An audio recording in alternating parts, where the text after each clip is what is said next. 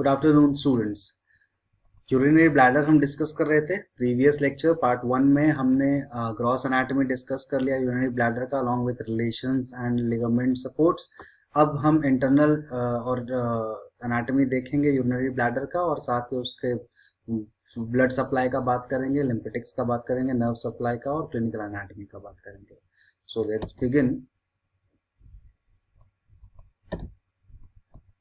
अब अगर interior of the bladder का बात करते हैं तो इस फिगर में आपको इंटीरियर ऑफ द ब्लैडर देखो ओपनड है। अच्छा, इंटीरियर ऑफ द ब्लैडर से पहले डेट्रूसर मसल का बात कर लेते हैं। Detrusor muscle outer muscular covering है यूरिनरी ब्लैडर का, जो कि मिक्सचरेशन के प्रोसेस के लिए बहुत ही इंपॉर्टेंट रोल प्ले करता है। हम नर्व सप्लाई में इसको प्रॉपरली डिटेल में जाएंगे कि डेट्रूसर मसल कैसे मोटर रिस्पॉन्स जो है वो दे के और contraction of the bladder cause करता है, जिसकी वजह से यूरिन थ्रू यूरेथ्रल ओपनिंग बाहर बॉडी के आता है, तो जिसको मिक्सचरेशन कहते हैं। तो डेट्रूसर मसल का बात अपन नर्व सप्लाई में डिटेल में करेंगे। अब इंटरनल स्ट्रक्चर का अगर बात करें यूरिनरी ब्लैडर का, तो वो कैसा दिखेगा, इसको विजुअलाइज करने के लिए हम लिविंग बॉडी में अगर विजुअलाइज करना हो तो हम सिस्टोस्कोपी का हेल्प से करते हैं। सिस्टोस्कोपी भी अपन क्लिनिकल में डिस्कस करेंगे। थ्रू द यूरेथ्रल ओरिफाइस और ओपनिंग एक ऑप्टिकल फाइबर या ट्यूब इंसर्ट करते हैं, जिससे लिविंग बॉडी में या लिविंग सब्जेक्ट में भी हम यूरिनरी ब्लैडर को विजुअलाइज कर पाते हैं। तो उस विजुअलाइजेशन की हेल्प से अगर इंटरनल स्ट्रक्चर को डिफाइन करना हो तो देख सकते हो, यहाँ पे एक लेबल दिख रहा है रूगे, ये रफ दिख रहे हैं, फोल्ड्स कुछ दिख रहे हैं। तो जो इंटरनल मस्कुलर फोल्ड या म्यूकोसल फोल्ड्स जनरली रहते हैं एम्प्टी ब्लैडर, ब्लैडर या तो एम्प्टी होगा या यूरिन से फिल्ड होगा, तो या तो फुल ब्लैडर होगा या एम्प्टी ब्लैडर होगा। तो अभी हम अगर एम्प्टी ब्लैडर का बात करें तो एम्प्टी ब्लैडर में अंदर कुछ मस्कुलर फोल्ड्स या म्यूकोसल फोल्ड्स देखने को मिलते हैं, जिन्हें कि रूगे कहते हैं। ये रूगे जब ब्लैडर फुल हो जाता है तो ये रूगे डिसअपियर हो जाते हैं, क्योंकि ब्लैडर का वॉल एक्सटेंड हो जाएगा, तो वो एक्सटेंड होगा जब वॉल, तो ये रूगे डिसअपियर हो जाएंगे। दूसरा सबसे इंपॉर्टेंट स्ट्रक्चर का बात करें जो बहुत ही फ्रिक्वेंट आस्क्ड क्वेश्चन है, that is the trigon of the bladder. Trigon of the bladder एक स्मूथ स्मॉल ट्राइंगुलर एरिया है, जो कि इस ट्राइगोन में या ट्राइंगुलर सरफेस या ट्राइंगुलर एरिया के एपेक्स की बात करें तो वो डायरेक्टेड होगा डाउनवर्ड्स एंड फॉरवर्ड्स। और किधर की तरफ directed downwards and forwards? Towards the internal urethral orifice. And अगर इसके बेस का बात करें तो इसका बेस जो है वो इंटर यूरेट्रिक ब्रिज से बनता है। इंटर यूरेट्रिक ब्रिज या फिर बार ऑफ मर्सियर भी कहते हैं। तो ये जो ब्रिज है इंटर यूरेट्रिक ब्रिज, ये base of the trigon form करता है।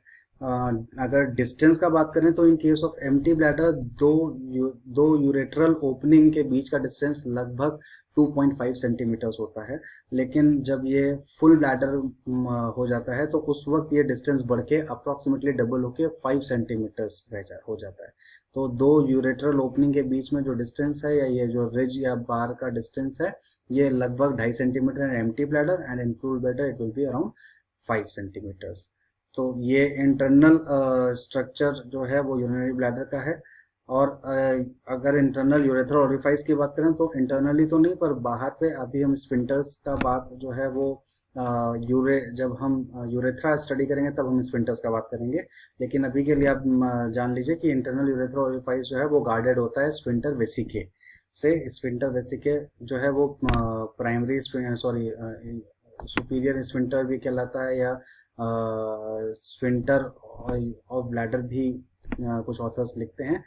जो सही टर्म है वो स्फिंक्टर वेसिके है, जो कि गार्ड करता है इंटरनल यूरेथ्रल ओरिफाइस को। और ये जो गार्डिंग है वो इनवॉलेंट्री रहती है, ये आपके कंट्रोल में नहीं रहता है।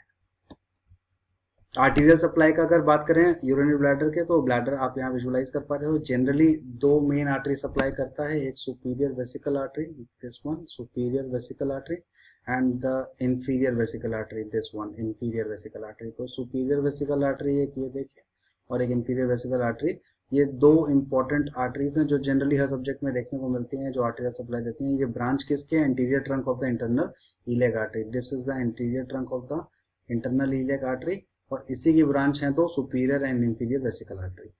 कुछ सब्जेक्ट्स में मिडिल वेसिकल आर्टरी भी देखने को मिलती है, जो कि ब्लैडर को ब्लड सप्लाई देती है।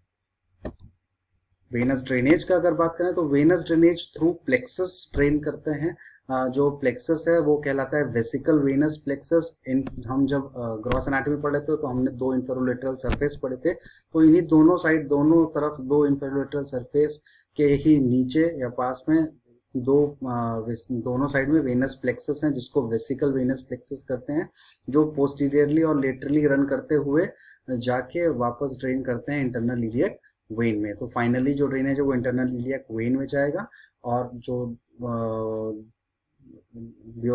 डीऑक्सीजनेटेड ब्लड ड्रेन करेगा वो वेनस प्लेक्सस करेगा, जिसको कि वेसिकल वेनस प्लेक्सस कहते हैं। लिम्फेटिक्स का अगर बात करें तो लिम्फेटिक्स का मेजॉरिटी ऑफ द लिम्फ जो ड्रेन होगा ऑफ द यूरिनरी ब्लैडर वो एक्सटर्नल इलियक लिम्फ नोड पे होगा। ये फिगर में दिख रहा है ग्रीन कलर के एरो से, देखो डिस्क्राइब कर रखा है कि एक्सटर्नल इलियक लिम्फ नोड्स में ही यूरिनरी ब्लैडर का majority of the lymph drain करता है। कुछ केसेस में इंटरनल इलियक लिम्फ नोड्स में भी थोड़ा बहुत लिम्फ ड्रेन कर सकता है।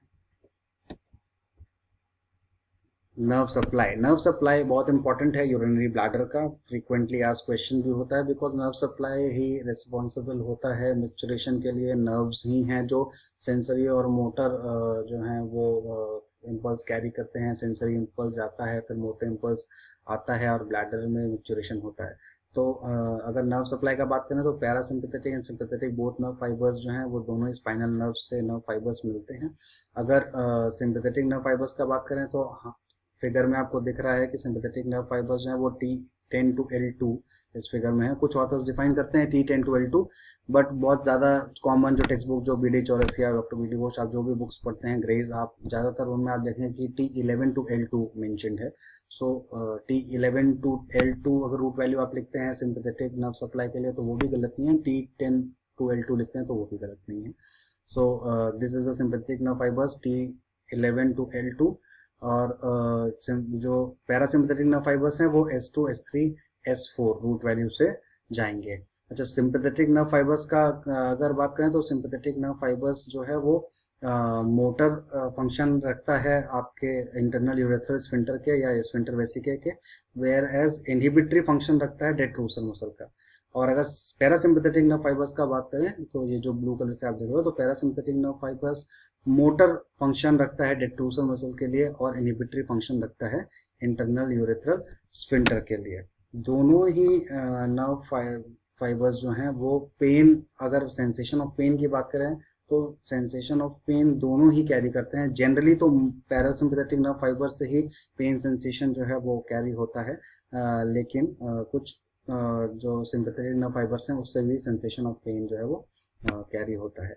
सो ये जो मोटर और इनहिबिटरी रिफ्लेक्सेस का बात, मोटर इनहिबिटरी फंक्शंस का बात किया पैरासिम्पैथेटिक और सिंपैथेटिक नर्व फाइबर्स से, यही रिस्पॉन्सिबल होता है। जैसे कि अगर हमने भी पढ़ा कि इंटरनल यूरेथ्रल स्फिंक्टर के लिए parasympathetic nerve fibre inhibitory function रखता है, तो और डेट्रूसर मसल के लिए मोटर फंक्शन रखता है। तो पैरासिम्पैथेटिक नर्व फाइबर जो है वो ही रिस्पॉन्सिबल होगा कि जब डेट्रूसर मसल जो है वो मोटर फंक्शन परफॉर्म करेगी और यूरिन जो है वो पास आउट होगा। तो इनहिबिटरी फंक्शन इसलिए लिखा हुआ है इंटरनल यूरेथ्रल स्फिंक्टर के लिए कि कितना यूरिन जो है वो पोस्ट रेसिडुअल यूरिन रह जाना है, तो वो इनहिबिशन करने के लिए भी यही nerve fibres, parasympathetic nerve fibres responsible होंगे। अच्छा, एक और यहाँ पे नर्व सप्लाई देखने को मिल रहा है, सोमैटिक कंट्रोल, जो कि फ्यूडेंडल नर्व का भी रूट वैल्यू की बात करें तो देखो S2, S3, S4 दिख रहा है, बट ये वेंट्रल रेमाई से है। डॉर्सल से तो आपके पास पैरासिम्पैथेटिक नर्व फाइबर्स हैं, एंड सोमैटिक नर्व सप्लाई जो है वो S2, S3, S4 के वेंट्रल रेमाई से फ्यूडेंडल नर्व है, जो कि सोमैटिक कंट्रोल लगता है, और वो एक्सटर्नल यूरेथ्रल स्फिंक्टर को सप्लाई देता है, जो कि वॉलंटरी कंट्रोल रखता है, वॉलंटरी मोटर कंट्रोल रहता है, और वो हमारे कंट्रोल में रहता है, जिसकी वजह से ही हम थोड़ी देर के लिए अपना जो यूरिन है उसको होल्ड कर पाते हैं। तो वो जो होल्ड करने का कैपेसिटी देता है आपको, वो फ्यूडेंडल नर्व देता है। Root value S2, S3, S4 ventral rami specially.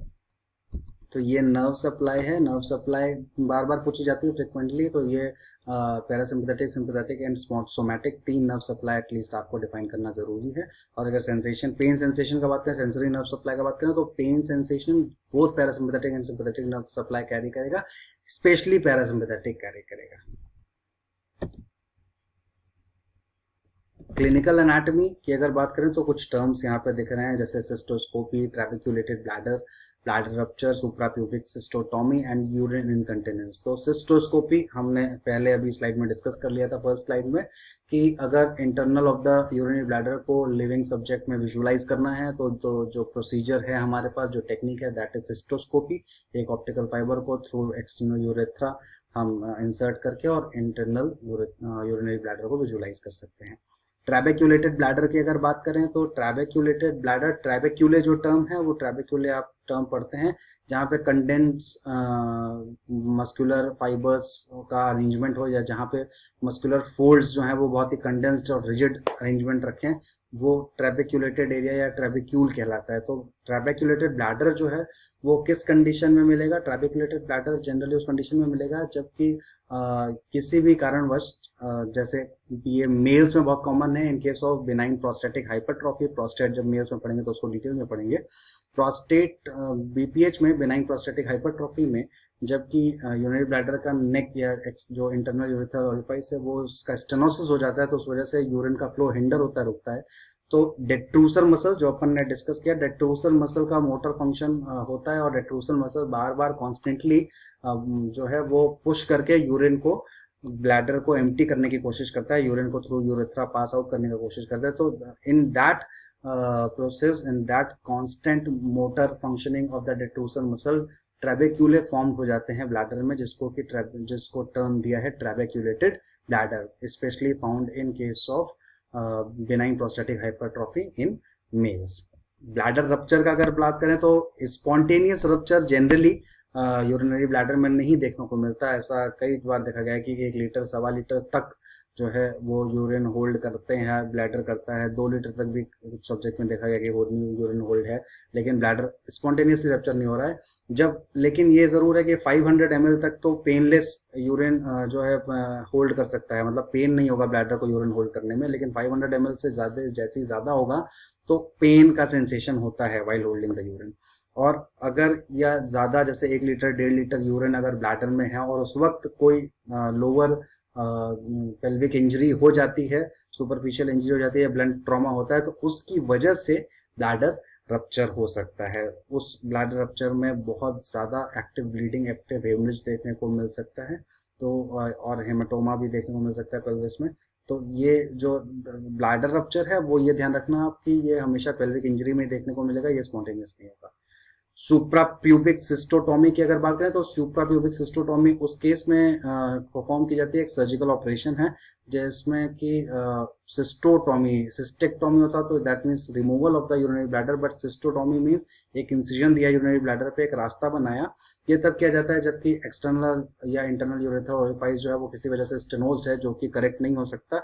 तो एक टेम्पररी ड्रेनेज कई बार बनाते हैं यूरिनरी ब्लैडर में ताकि यूरिन बाहर ड्रेन कर सकें, जिसको कि सिस्टोटॉमी, सुप्राप्यूबिक सिस्टोटॉमी कहा जाता है। Suprapubic as the name itself suggest, इस ऑपरेशन को करने से पहले around 300 ml of distil water जो है या 300 ml ऑफ सलाइन तो ब्लैडर में डाला जाता है, ताकि वो डिस्टेंट होके जो बेस ऑफ द ब्लैडर है, सुपीरियर सरफेस है, वो प्यूबिक या पेल्विक कैविटी के बाहर आ जाए, एब्डोमिनल, एंटीरियर एब्डोमिनल वॉल के बहुत क्लोज आ जाए, ताकि वहां से इंसिजन देना बहुत आसान हो। तो सुप्राप्यूबिक सिस्टोटॉमी जो है वो एक सर्जिकल ऑपरेशन है जिसमें कि यूरिन को बाहर, जो यूरिनरी ब्लैडर से हम ड्रेन आउट कर सकें। अब यूरिन इनकंटिनेंस की अगर बात करें तो 2 टर्म देख रहे हो आप, automatic reflex bladder and autonomous bladder. तो ऑटोमेटिक रिफ्लेक्स ब्लैडर तब होगा जबकि 2 से 4 घंटे में थोड़ा थोड़ा यूरिन ड्रिबल कर रहा है, generally cervical trauma, cervical nerves अगर डैमेज होती हैं तो उस केस में देखने को मिलता है। वेयर ऑटोनोमस ब्लैडर जो है वो लंबर या सैक्रल नर्व्स अगर डैमेज होती हैं तो उस केस में कांस्टेंट ड्रिबलिंग अगर हो रही है तो उसे ऑटोनोमस ब्लैडर कहेंगे। So that is all for today. Urinary bladder जो है वो कंपाइल कर दिया है अपन ने 2 वीडियो लेक्चर्स में। अब हम male urethra and female urethra को डिस्कस करेंगे। एक सेशन या एक वीडियो लेक्चर मेल यूरेथ्रा को देंगे और एक ही वीडियो लेक्चर में फीमेल यूरेथ्रा को कंपाइल करेंगे। Till then take care, stay home, stay healthy. Thank you.